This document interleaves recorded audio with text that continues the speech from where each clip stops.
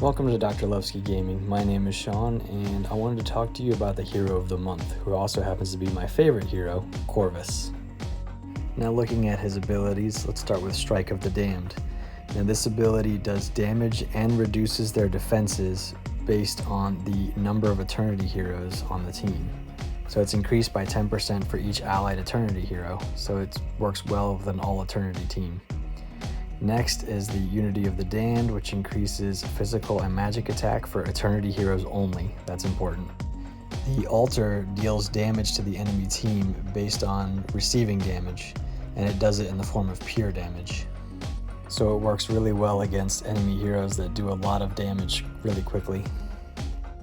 And lastly, we have Royal Defense, which takes a hero below 20% and teleports him to the middle of your team.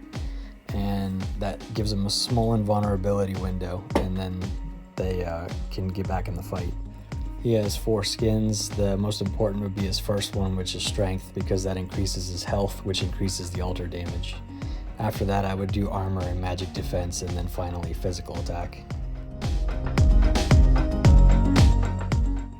These are his max stats. You can see he has plenty of health and a good amount of armor and magic defense. So he's actually a pretty good tank now with 4 skins. His artifacts are an armor artifact for his weapon, and then armor and magic defense for his book, and strength for his ring. And again, I think the ring is the most important because it increases his health, which increases his altar damage. Same with the glyphs here. I would do health and strength, and then armor, magic defense, and then physical attack. Now, I was playing around with a new team because of the talisman event, and I thought this one was just kind of fun with how fast it was able to do damage. The idea here is that Tristan and Cascade will lay down a lot of armor penetration, and also Galahad and Cascade will push the team back, allowing Corvus's first attack to hit a lot of heroes at the same time, which reduces their defenses and allows the team to just do tons and tons of damage really quickly. And then Fafnir is there to help with stuns as well. And you can see Galahad did tons of damage even though he's only 57,000 power level, and I think it's because he's able to crit now, which is really nice. And then I tried the same fight again against a Artemis team with Dorian for their survivability to see if this would be just as good, and it won 8 times out of 10, which is not bad considering my Galahad is still really low in comparison. But you can see there that with Cascade and Galahad grouping everyone up, Corvus is able to hit almost the entire team with his first ability, which does a lot of damage and also reduces their defenses, so it's just a really nice combo.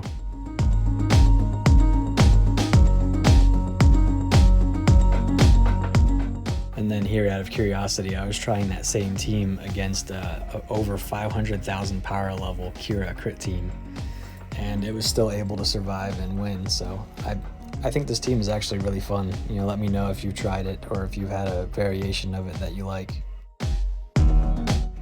Now, since Corvus is my main tank, I do actually use him in about 90 to 95% of my fights that I show in all my videos.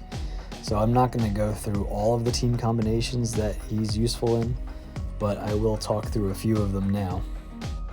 The first, of course, is any Eternity team, and that's any of the Eternity heroes, especially with Kira or Iris, and then Faceless, Phobos, Morrigan, Kark, and Dante, and any combination therein will definitely be a good combo for Corvus.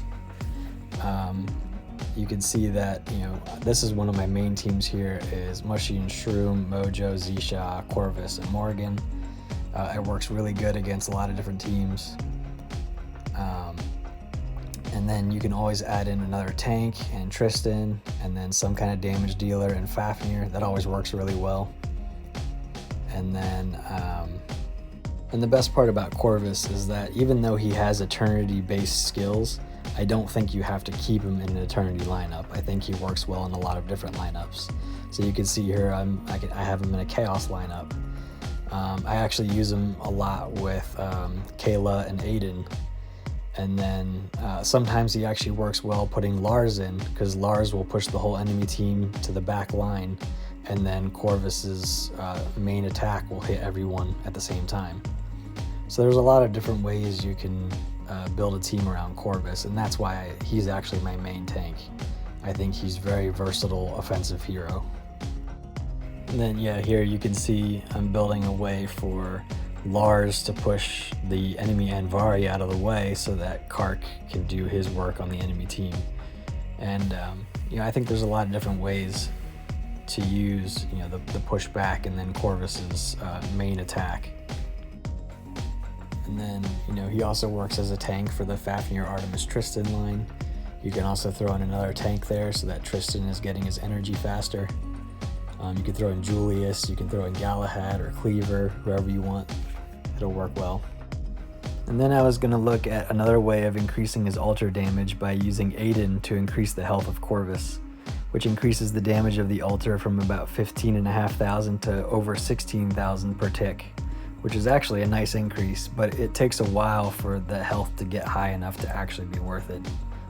And then looking at some ways to counter Corvus, you could use Dante, which reduces the strength of Corvus, which then reduces the damage of the altar because his health drops. So it goes from about 15,500 down to about 11,000. So that's a big decrease in damage. And then another way is, of course, to put any major damage dealer next to Dorian. So Iris, Daredevil, Kira, any of those heroes that do a lot of damage quickly will heal nicely from their damage and basically stay alive and drain the altar. So that's one way to get past his altar damage. Let me know what you think of Corvus in the comments below, and thanks for watching.